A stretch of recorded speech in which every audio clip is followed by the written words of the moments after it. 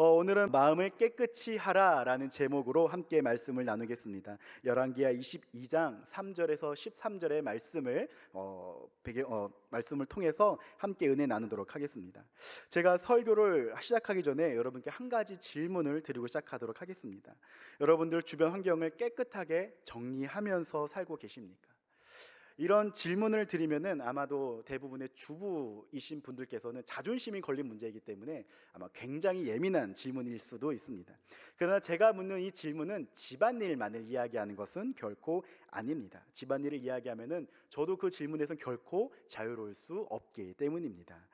제가 하는 이야기는 우리 주변 환경, 우리가 살아가는 그 삶을 깨끗하게 정리하고 또 청소하며 살아가고 있냐라는 것입니다. 우리가 주변 환경을 깨끗하게 정리할 때에 우리의 이 마음도 차분하게 정리가 됩니다. 반면 집이든 책상이든 우리 주변 환경이 더러우면 어떻게 됩니까? 우리의 마음도 산만해집니다. 무엇을 하든지 그 일에 집중이 되지 않습니다. 그렇기에 우리는 우리의 주변 환경을 깨끗하게 정리할 필요가 있습니다. 우리 자녀들을 보거나 우리 주변의 학생들을 보면은 꼭 그런 친구들이 있습니다. 공부를 잘하는 친구들을 보면은 물론 전부 다 그런 것들은 아니지만 그런 친구들은 책상이 아주 깔끔하더라고요. 반면에 공부를 못하는 친구들이나 공부를 잘 안 하는 친구들의 책상을 보면은 그렇게 지저분할 수가 없습니다. 네, 제 이야기입니다. 제 책상을 보면은 그렇게 지저분할 수가 없습니다. 그런데 그렇게 꼭 공부 못하는 친구들이 책상에 앉으면 뭐부터 하는지 아십니까? 책상 정리부터 합니다. 평소에 책상을 깨끗이 하는 친구들은 앉자마자 공부를 할 수 있습니다. 그런데 평소에 공부도 안 하고 책상 정리도 안 하는 친구들은 앉자마자 책상 정리부터 합니다. 그렇게 책상 정리를 다 끝내고 공부라도 하면 참 좋을 텐데 그렇지 않고 책상 정리를 끝내고 오늘 할 일 다 했다 하고서 아무것도 하지 않는다라는 겁니다. 평소에 책상을 깨끗하게 정리하면은 앉자마자 바로 공부할 수 있습니다. 내가 하려던 것들을 할 수 있습니다. 내가 집중해서 할 수 있습니다. 그러나 평소에 깨끗하게 하지 않는 사람들은 그것으로 인하여서 내가 정작 해야 할 것을 하지 못합니다.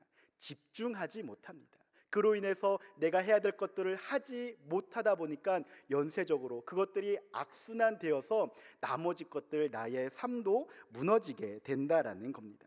그렇게 우리는 늘 깨끗하게 살아야 합니다. 이것이 물론 광을 내고 먼지 하나 없이 청소해야 된다는 것이 아닙니다.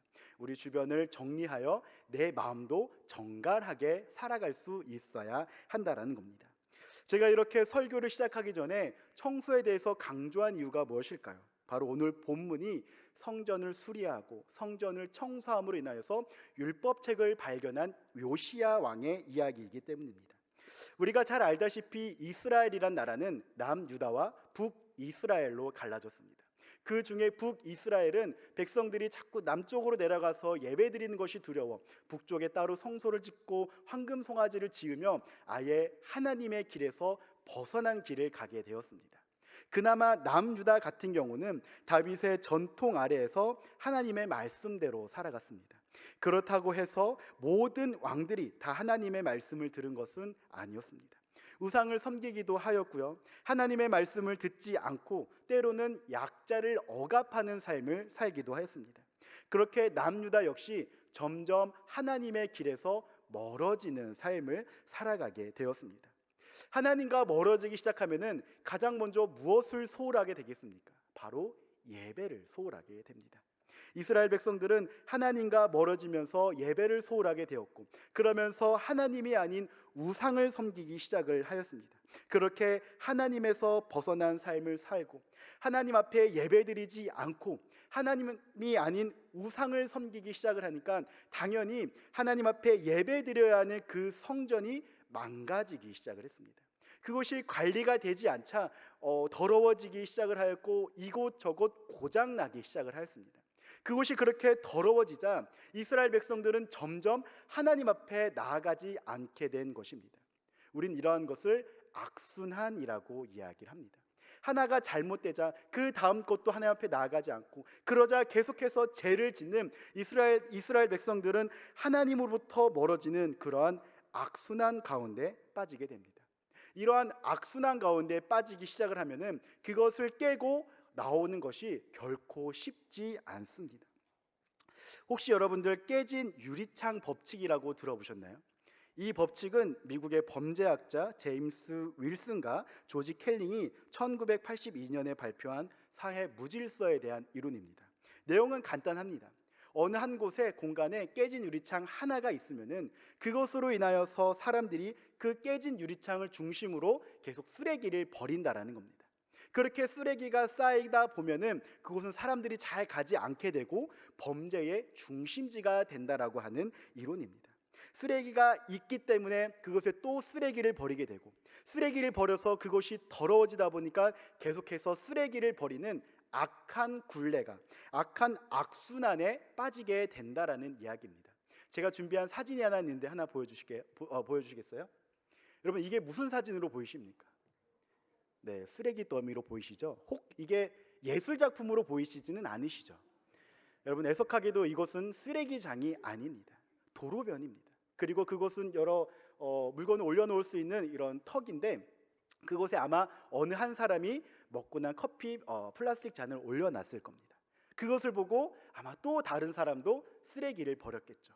그렇게 한두 사람 쓰레기를 버리다 보니까 그곳이 점점 더러워지기 시작을 했고, 다른 지나가는 사람도 이곳에 쓰레기를 버려도 되는구나, 이곳은 더러운 곳이니까 쓰레기를 버려도 되는구나 하면서 계속해서 쓰레기를 버리게 된 것입니다. 저렇게 한번 쓰레기를 버리기 시작을 하면은 저것은 걷잡을 수가 없습니다. 다시 저것을 깨끗하게 만들기란 여간 어려운 것이 아닙니다. 저것은 저렇게 해서 계속 더러운 쓰레기의 악순환이 계속되는 것입니다. 사랑하는 성도 여러분, 저 악순환을 끊기 위해서는 무엇을 해야 될까요? 저 악순환이, 저 쓰레기 더미로 가득 찬 저것을 다시 깨끗하게 하기 위해서는 무엇을 해야 될까요? 사실 생각보다는 굉장히 간단합니다. 저것을 청소하면 됩니다. 쓰레기가 없게 만들면 됩니다. 사람들은 저것이 더러워졌기 때문에 쓰레기를 버렸듯이, 우리가 반대로 생각하면은 저것이 깨끗해진다면은, 정말 신발을 벗고 갈 수 있을 정도로 깨끗해진다면은 사람들은 그곳에 쓰레기를 버리지 않을 겁니다. 저 악의 악순환, 더러운 악순환을 깨기 위해서 필요한 것은 깨끗한 청소인 것입니다. 그런데 저 더러운 것을 치운다는 것은 사실 쉬운 일은 아닙니다. 사람의 습관이라는 것은 무섭기 때문에 아무리 깨끗하게 치워도 저것이 더러운 곳이라고, 쓰레기를 버리는 곳이라고 한번 인식이 되어버리면은 사람은 또 계속해서 쓰레기를 버리기 때문입니다. 그렇기 때문에 우리는 오늘 본문을 통해서 이 더러워진 이스라엘 백성이, 죄로 가득한 이 이스라엘 백성이 어떻게 그 죄의 고리를 끊었는지, 어떻게 그 악순환을 끊게 되었는지 오늘 본문을 통해서 함께 은혜를 나누고, 우리 삶 가운데에서도 그의 죄의 악순환을 끊고 하나님 앞으로 나오는 귀한 시간이 되기를 주님의 이름으로 축복합니다. 오늘 본문을 보면은 요시야는 그 악순환을 어떻게 끊었습니까? 바로 성전을 청소함으로 그 악순환을 끊게 되었습니다. 결과적으로 그 성전을 수리하고 그 가운데 율법책을 발견하게 되었고, 그것을 기점으로 모든 우상 예배를 없앴고 부수며 깨끗하게 하였습니다. 그리고 다시금 하나님 앞에 나아가 신앙을 회복할 수 있었던 것입니다. 그래서 우리는 쉽게 생각을 하면은 요시야가 율법책을 발견했기 때문에 이스라엘의 죄의 고리를 끊을 수 있었다라고 생각을 합니다. 물론 틀린 말은 아닙니다. 율법책은 단순한 책이 아닙니다. 하나님의 약속의 말씀이고 하나님께서 이스라엘 백성들에게 직접 이야기하신 책입니다. 그렇게 그 율법책이 주는 영향력은 어마어마합니다. 그러나 결코 그 책만으로 그 악순환을 끊어낸 것은 아닙니다. 우리가 다시 한번 생각하면은 이스라엘 백성들이 그 율법책을 잃어버렸기 때문에 죄의 악순환에 빠진 것이 아닙니다. 이스라엘 백성들이 하나님을 멀리하였고 하나님이 아닌 우상을 섬기기 시작을 하였기 때문에 그로 인하여서 율법책을 잃어버린 것입니다. 하나님을 멀리하는 죄를 짓고 그로 인하여서 성전이 점점 더러워졌고 결국에는 율법책마저 잃어버린 것입니다. 그렇기에 이스라엘 백성들이 율법책을 찾았다고 해서 그들이 자동적으로 그 악순환을 끊게 된 것은 결코 아닙니다. 오히려 이스라엘 백성이, 그 중에서도 요시야 왕이 하나님 앞에 나아가고자 했기 때문에, 하나님 보시기에 정직하였고 그 길로 가고자 하였기에 하나님께서는 요시야 왕을 통하여서 율법책을 찾게 하신 것입니다. 요시야 왕이 성전을 깨끗하게 하였기 때문에, 하나님 앞에 나아갔기 때문에 그것으로 인하여서 죄의 악순환을 끊을 수 있게 된 것입니다. 우리가 본문을 조금 더 자세히 보면은 요시야 왕은 처음부터 율법책을 찾을 생각으로 성전을 청소한 것이 아닙니다. 그 율법책이 엄청난 보물이어서 이 율법책만 있으면은 이스라엘 백성이 모든 것이 다 해결되고 모든 문제가 다 해결될 것만 같은 그 마음으로 율법책을 찾은 것이 아닙니다. 요시야는 그저 하나님 보시기에 정직한 왕이었기 때문에 하나님을 예배하기 위해, 하나님을 찾기 위해, 하나님께서 원하시는 그 길로 가기 위하여서 하나님 앞에 나아갔던 것이고, 그러기 위해서 성전을 청소했던 것입니다. 그렇게 했을 때, 바로 그 성전을 깨끗하게 했을 때 하나님께서는 요시야 왕을 통하여서 이스라엘을 다시 한번 회복시킨 것입니다. 요시야 왕은 망가져 있던 그 성전을 수리하였습니다. 성전이 망가져 있다는 것은, 관리가 안 돼 있다는 것은 이스라엘 백성이 그만큼 하나님으로부터 멀어져 있었음을 이야기합니다. 이제 요시야 왕이 다시 그 성전을 회복하고 성전을 수리하고 성전을 청소한다는 것은 이스라엘 백성이 다시금 하나님 앞에 나아간다는 것을 이야기하는 것입니다. 죄에서 하나님으로부터 멀어지고 죄에 가까이 갔던 이스라엘 백성이 이제는 죄에서 멀어지고 하나님 앞에 가까이 나아간다라는 것입니다. 그 시작점이 어디입니까? 그 죄의 악순환을 끊을 수 있었던 그 시작점이 바로 요시야 왕이 하나님 앞에 나아감으로, 그 성전을 깨끗하게 하였을 때에 그 모든 악의 악순환이 끊어질 수 있었던 것입니다. 사랑하는 성도 여러분, 우리가 죄의 악순환에 혹시 갇혀 계신가요? 그 죄의 고리를 끊지 못하고 계신가요? 그러면은 우리가 하나님 앞에 나아가야 합니다. 내가 아무런 자격이 없다 할지라도, 내가 아무것도 할 수 없다 할지라도 그럴 때일수록 하나님 앞에 나아가야 우리가 그 죄의 고리를 끊을 수 있는 것입니다. 그럴 때일수록 하나님을 찾고 하나님 앞에 나아가는 우리 성도님들 되시기를 주님의 이름으로 축복합니다.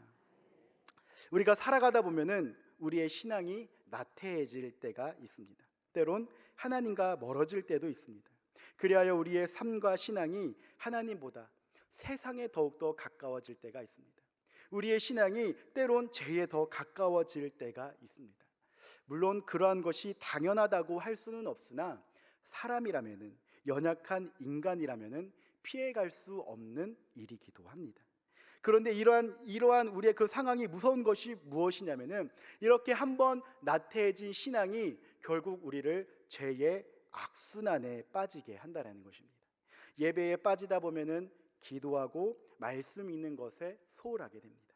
그러다 보면은 예전에는 이겨냈던 그 유혹이 이제는 그 유혹에 빠지게 됩니다. 그렇게 점점 죄와 가까워지고 죄에 빠지게 되면은 어떻게 됩니까? 점점 하나님과 멀어지게 되고, 기도 생활과 말씀을 가까이 하는 것은 고사하고 간신히 예배 나오는 것도 더욱더 어려워지게 됩니다. 그런 사람들의 단골 멘트가 무엇인지 아십니까?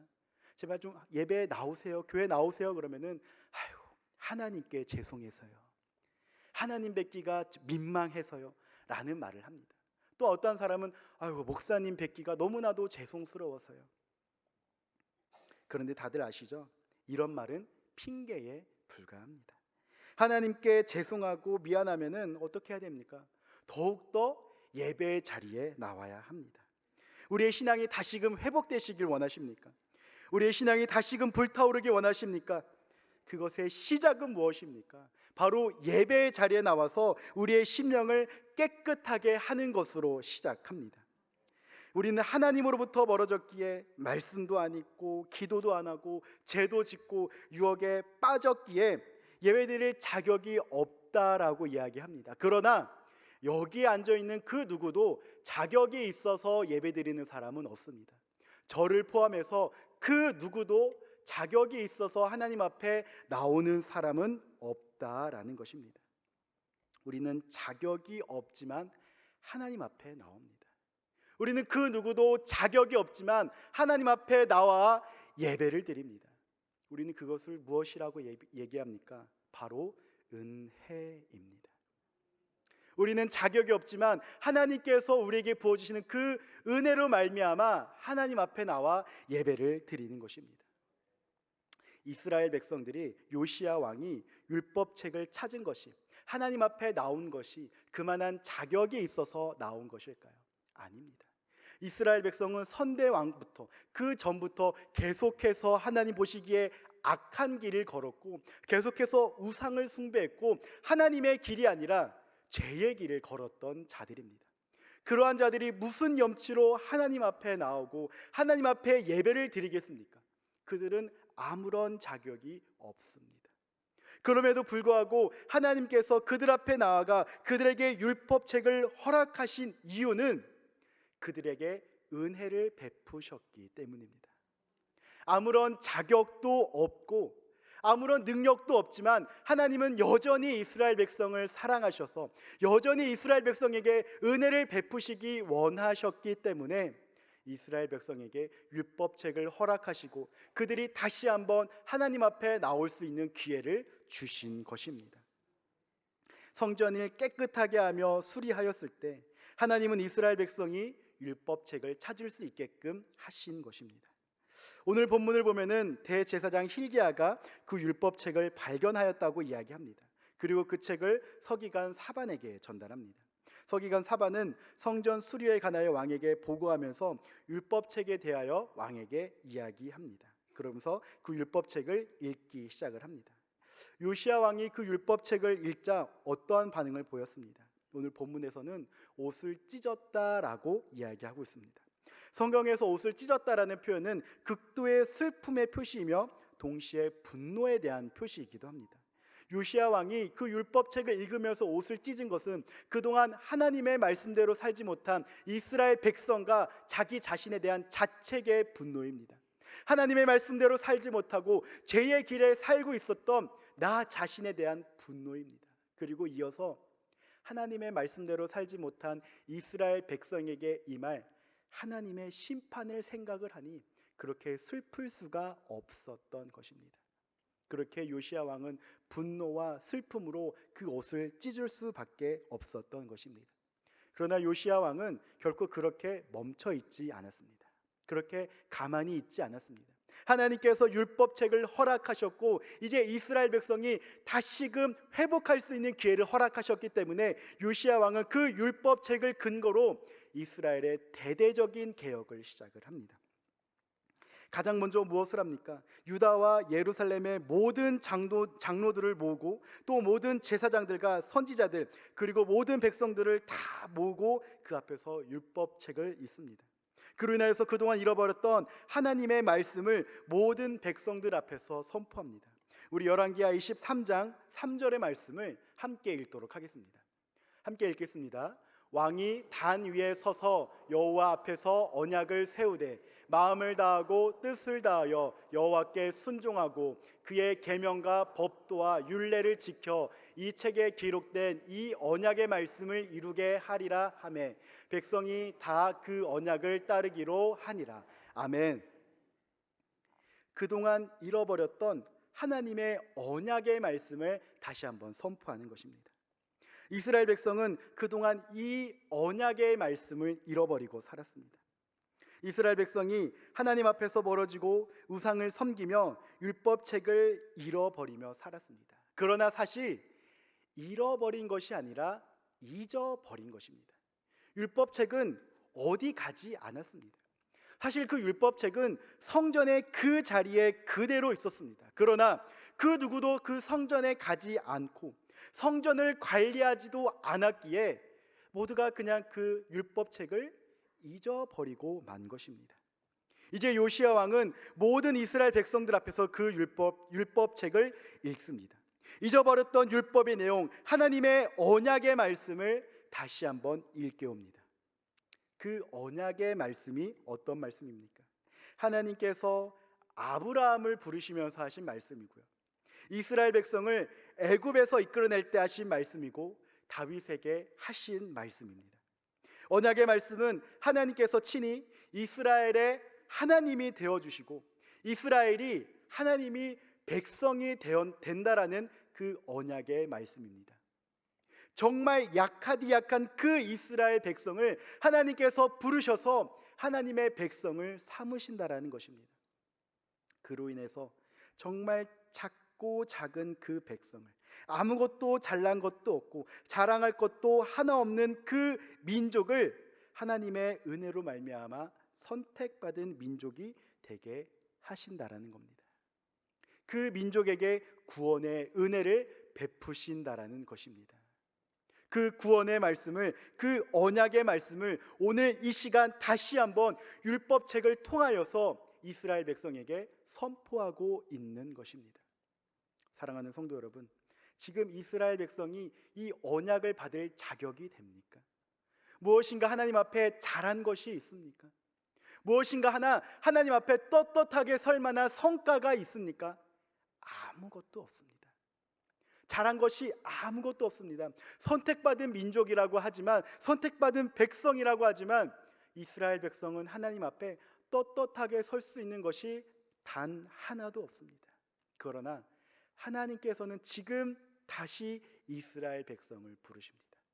아무런 자격이 없지만, 잘난 것이 아무것도 없지만 다시 한번 하나님께서는 이스라엘 백성과 언약을 맺으십니다. 그 이유가 무엇입니까? 바로 이스라엘 백성을 사랑하시기 때문입니다. 내가 잘난 것이 아무것도 없지만 단지 나를 사랑하셔서, 단지 이스라엘 백성을 사랑하셔서 또 한 번 은혜를 베푸시는 것입니다. 사랑하는 성도 여러분, 우리의 신앙이 나태해질수록, 우리의 신앙이 약해질수록, 혹은 하나님 앞에 멀어져서 죄를 지을수록 우리는 무엇을 해야 합니까? 더욱더 하나님을 찾아야 합니다. 하나님의 말씀 앞에 나아가야 합니다. 어렵죠. 힘들죠. 때로는 민망하기도 합니다. 정말 하나님 앞에 죄송스럽기도 합니다.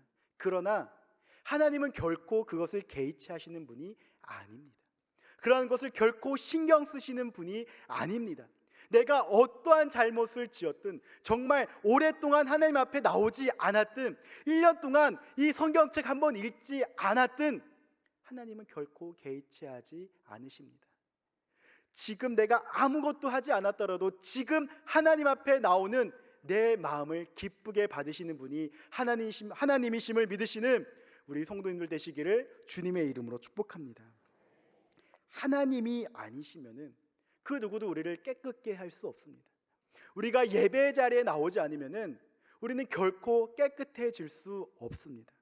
사랑하는 성도 여러분, 예배 자리에 나오셔서 우리 죄악된 그 죄의 고리를 끊으시기 바랍니다. 그럴 때에 하나님께서 우리의 마음을 깨끗게 하십니다. 하나님 앞에 나오지 않고는 우리는 결코 깨끗해질 수 없습니다. 하나님 앞에 나오셔서 하나님께서 우리를 깨끗게 하시는 그 은혜를 누리시는 성도님들 되시기를 주님의 이름으로 축복합니다. 요시야는 이제 모든 백성들 앞에서 하나님의 말씀을 읽고 나서 대대적인 개혁을 시작합니다. 바로 바알과 아세라와 이를 성신을 위해 만든 모든 그릇들, 즉 우상 숭배에 사용된 기구들, 그 모든 것들, 그리고 그 우상을 섬기는 제사장들, 모든 우상과 관련된 모든 것들을 다 부수고 불태우기 시작하였습니다. 그동안 이스라엘을 좀먹었던 그 병들게 했던 게 바로 이 우상입니다. 이스라엘 백성이 긴 광야 생활을 끝내고 가나안에 들어간 순간부터 이스라엘은 항상 우상 숭배의 도전 가운데 놓여 있었습니다. 이스라엘 백성들 가운데의 우상은 그들의 삶 깊숙한 곳까지 스며들었고, 어느 것이 하나님을 믿는 신앙인지, 어느 것이 우상 숭배인지 구분하기 어려운 혼합주의까지 오게 되었습니다. 그렇기에 그 전에도 하나님께서 의로운 왕이라고 인정한 선대의 왕들조차도 그 산당은 온전히 파괴하지 못했다라고 이야기합니다. 이러한 우상 숭배는 이스라엘의 죄의 악순환을 가속화시켰습니다. 죄의 고리에서 더욱더 빠져나오기 어렵게 만들었습니다. 우상에 빠진 이스라엘 백성은 자연스럽게 예배를 멀리하게 됩니다. 그러한 일을 분명하게 보여주는 것이 바로 유월절입니다. 오늘 본문 열왕기하 23장 22절을 보면은 이렇게 이야기하고 있습니다. 함께 읽겠습니다. 사사가 이스라엘을 다스리던 시대부터 이스라엘 여러 왕의 시대와 유다 여러 왕의 시대에 이렇게 유월절을 지킨 일이 없었더니. 아멘. 사사 시대는 이스라엘 백성이 광야 생활을 끝내고 가나안에 정착한 그 시대를 이야기합니다. 그리고 그때부터 이스라엘은 가나안의 종교들과 끊임없이 싸워왔습니다. 그러나 점점 이스라엘 백성이 죄를 짓고 하나님을 멀리하면서부터 이방신을 가까이 하게 되었고 그것이 예배로 이어지게 된 것입니다. 그로 인해 이스라엘 백성은 결국 유월절을 지키지 않는 지경까지 오게 된 것입니다. 여러분, 유월절이 무엇입니까? 유월절은 단순히 하나의 예배 혹은 하나의 절기만을 이야기하는 것이 아닙니다. 이스라엘 백성이 하나님의 백성이 될 수 있었던 날입니다. 이스라엘 백성이 죽을 수밖에 없었던 그 이스라엘 백성이 하나님의 은혜로 말미암아 구원받은 날을 의미합니다. 그러한 유월절을 지키지 않았다는 것은 이제 이스라엘 백성이 하나님의 백성임을 포기했다는 것과 마찬가지입니다. 나를 구원한 하나님을 믿고 따르는 것이 아니라 내가 하나님이 아닌 이방신을, 우상을 섬기겠다라고 다짐한 것과 마찬가지인 것입니다. 이스라엘 백성이 유월절을 지키지 않는다라는 것은 정말로 죄의 악순환 가운데 있었음을 의미합니다. 이제 그러한 이스라엘 백성이 모든 우상을 다 불살랐습니다. 그리고 이제는 그동안 지키지 않았던, 그동안 드리지 않았던 유월절 예배를 회복하고자 하는 것입니다. 이스라엘 백성은 이제 죄의 악순환에서 하나님의 은혜의 선순환으로 들어왔습니다. 성전을 청소하였고요. 그로 인하여서 율법책을 발견하였습니다. 그로 인하여서 다시금 하나님의 언약의 말씀을 되새겼습니다. 자격 없는 이스라엘 백성이 다시금 하나님 앞에 나아가게 되었습니다. 그로 인하여서 모든 우상들을 다 철폐하였고요. 그동안 드리지 않았던 유월절 예배를 하나님께 드리기 시작을 하였습니다. 그 선순환의 시작이 어디입니까? 바로 성전을 깨끗하게 하였을 때 시작된 것입니다. 그러하였을 때 이스라엘 백성이 죄에 빠졌던 그 모든 것들이 다 회복되고 하나님 앞에 나아갈 수 있게 된 것입니다. 사랑하는 성도 여러분, 그렇다면 우리는 무엇을 해야 할까요? 우리의 마음이 가장 먼저 하나님 앞에 나와 깨끗해져야 합니다. 세상 가운데 살아가면서 우리를 더럽히고 우리를 오염시켰던 그 죄로부터 멀어져서 하나님 앞에 나와 우리의 마음을 깨끗하게 해야 합니다. 그럴 때 하나님께서 우리의 신앙을 회복시키십니다. 잃어버린 그 신앙을 다시 찾게 합니다. 그렇게 신앙이 회복된 우리는 무엇을 정리해야 합니까? 하나님보다 더 소중하게 여긴 그 모든 것들을 정리해야 합니다. 우상이라고 하는 것은 실제로 하나님의 다른 신을 섬기는 것을 이야기하기도 하지만 더 넓은 의미로는 하나님보다 소중하게 여긴 그 모든 것들을 이야기합니다. 우리가 하나님보다 더 소중하게 여기는 것이 있다면은 당연히 우리의 마음이 하나님보다 그것들, 내가 우상으로 여기는 것에 마음이 갈 수밖에 없습니다. 혹 그러한 것이 있다면 이 시간 그 모든 것들을 다 뒤로 하시기를 바랍니다. 그 모든 것들을 다 내려놓으시기를 바랍니다. 그것보다도 오직 더 하나님 말 찾으시고 하나님 앞에 예배 드리시는 우리 성도님들 되시기를 주님의 이름으로 축복합니다. 그러한 모든 것들을 다 버릴 때에 우리는 비로소 예배에 집중할 수 있게 됩니다. 다시금 예배가 회복되어집니다. 하나님 앞에 나오고 예배를 회복되어져서 온전히 하나님의 자녀로, 하나님의 사랑하는 하나님의 백성으로 살아가시는 우리 성도님들 되시기를 다시 한번 주님의 이름으로 축복합니다. 사랑하는 성도 여러분, 그런데 오늘 우리 이 본문을 계속해서 읽다 보면은 요시야 왕의 개혁은 사실상 실패로 끝나고 맙니다. 우리가 앞에서 이렇게 읽었을 때는 너무나도 대단한 개혁인 것 같고 너무나도 중요한 사건인 것 같지만 사실 요시야 왕의 개혁은 실패로 끝나고 맙니다. 요시야 왕이 율법책을 읽으며 하나님의 언약을 다시 이루게 하기 위해서 모든 우상을 철폐하고 유월절을 다시 지켰지만 그 개혁이 그렇게 오래 가지는 않습니다. 요시야는 애굽 왕 바로 느고와 싸우다가 전사하게 됩니다. 그 후에 여호아스가 왕이 되었는데 그는 하나님께서 보시기에 악을 행했다라고 이야기합니다. 그리고 그 뒤를 이어서 왕이 된 여호야김 역시 악을 행하였다라고 기록하고 있습니다. 그 뒤로는 우리가 잘 알다시피 이스라엘 백성은 계속해서 악행을 저지르고 결국에는 바벨론에 의해서 멸망하고 포로로 끌려가게 됩니다. 요시야의 개혁은 율법책을 바탕으로 정말 확실한 개혁이었음에도 불구하고 실패한 이유가 무엇일까요? 사실 실패한 개혁이라고 하기는 어렵습니다. 그 개혁 자체는 너무나도 완벽했습니다. 그러나 그것이 이어지지 못했다라는 데 있습니다. 그 이유는 왕에 의해서 한 사람이 주도한 개혁이었기 때문입니다. 그러자 요시야 왕이 전사하자마자, 요시야 왕이 죽자마자 그 개혁이 힘을 잃어버리게 된 것입니다. 한 사람에 의해서 이끌어간 개혁은 그 사람이 없어지면은 와해되고는 맙니다. 그렇기 때문에 그 개혁이 지속되지 않은 것입니다. 그 개혁이 지속되기 위해서는 반복해야 됩니다. 반복적으로 이루어져야 됩니다. 우리의 마음이 계속해서 깨끗해지기 위해서는 우리의 마음을 계속해서 반복해서 치울 수 있어야 됩니다. 한 번 치운 것만으로는, 한 번 청소한 것만으로는 그것이 계속해서 깨끗해지지 않는다라는 것입니다. 성전을 한 번 청소하면은 그때는 깨끗해지죠. 그러나 그 깨끗한 것이 얼마나 가겠습니까? 계속해서 청소하고 계속해서 관리하지 않는다면은 그것은 다시금 더러워질 수밖에 없다라는 겁니다. 제가 총각 때 혼자 살 때는 청소를 자주 하지는 않았습니다.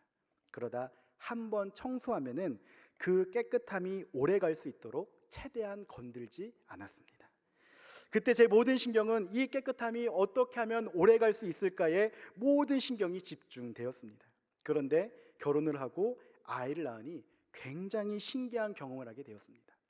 분명 어제 깨끗하게 치웠는데 다음날 되면은 원상복구가 되어 있는 것입니다. 왜 그럴까? 분명히 어제 깨끗하게 치웠는데 아무리 고민을 해도 정답을 알 수가 없었습니다. 그러다가 제가 깨달은 바가 있었습니다. 아, 청소는 매일 해야 하는 거구나 라는 것을 깨닫게 되었습니다. 저는 한 번 청소하면 적어도 일주일은 갈 줄 알았습니다. 그러나 그렇지 않다라는 겁니다. 청소는 매일매일 해야 합니다. 요시야의 개혁이 실패했던 이유는, 그것이 개혁이 유지되지 못했던 이유는 한 사람의 개혁으로 끝났기 때문입니다. 한순간의 개혁으로 끝났기 때문입니다. 그 당시에는 우상도 철폐하고 다시 유월절 예배를 회복하면서 모든 것이 다 정상으로 돌아올 줄 알았습니다. 그러나 요시야 왕이 죽자마자 그 개혁이 끝났습니다. 요시야 왕이 죽자마자 다시 성전을 청소하고 다시 관리하는 사람이 없었습니다. 우리가 한번 하나님 앞에 예배 드린다고 해서 그때는 우리의 마음이 깨끗해질 수 있을지언정 그것이 계속해서 지속되는 것이 아닙니다.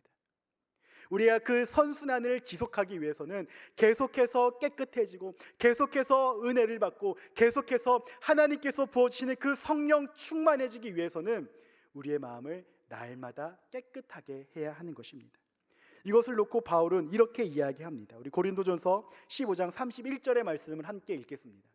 시작. 형제들아, 내가 그리스도 예수 우리 주 안에서 가진 바 너희에 대한 나의 자랑을 두고 단언하노니 나는 날마다 죽노라. 아멘. 우리는 십자가 앞에 나의 죄된 것을 매일매일 죽일 수 있어야 합니다.